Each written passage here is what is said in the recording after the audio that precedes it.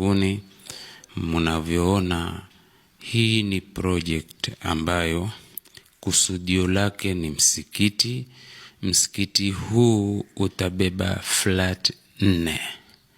Kwenye hizo flat itabaki moja kwa nia ya makao ya wanafunzi wa hifadhi ya Qur'ani pamoja na elimu za sharia, ili mambo yao yote yamalizikia hapo hapo na msikiti uko karibu na wao, kusahilike katika kueneza elimu ya sharia.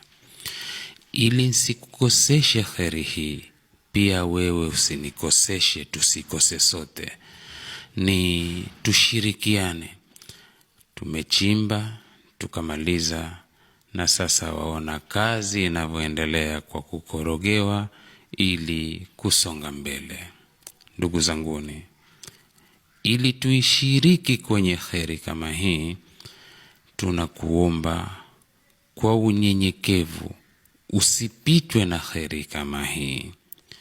Mbele yako utaona paybill number, M-Pesa number na account number kwa chochote utakachojaliwa.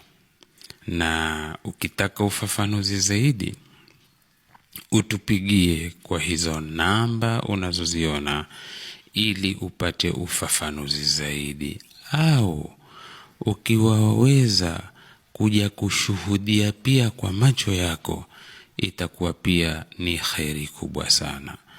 Ndugu zanguni katika imani, kuna mwenye uwezo wa kuweza kusaidia chuma, mwenye uwezo wa simiti, mwenye uwezo wa mchanga, mwenye uwezo wa kokoto. Zote hizo zatakiwa ili tufike kwenye lengo takiwa.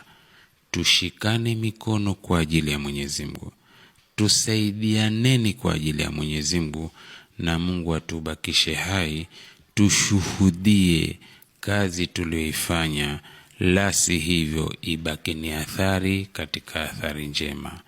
Nyosha mkono wako kwa manufaa yako na kwa manufaa ya wazazi wetu na ndugu zetu na dada zetu walioko mbele za haki, kwa athari njema hii tutakao ikamilisha kwa uwezo wa Mwenyezi Mungu.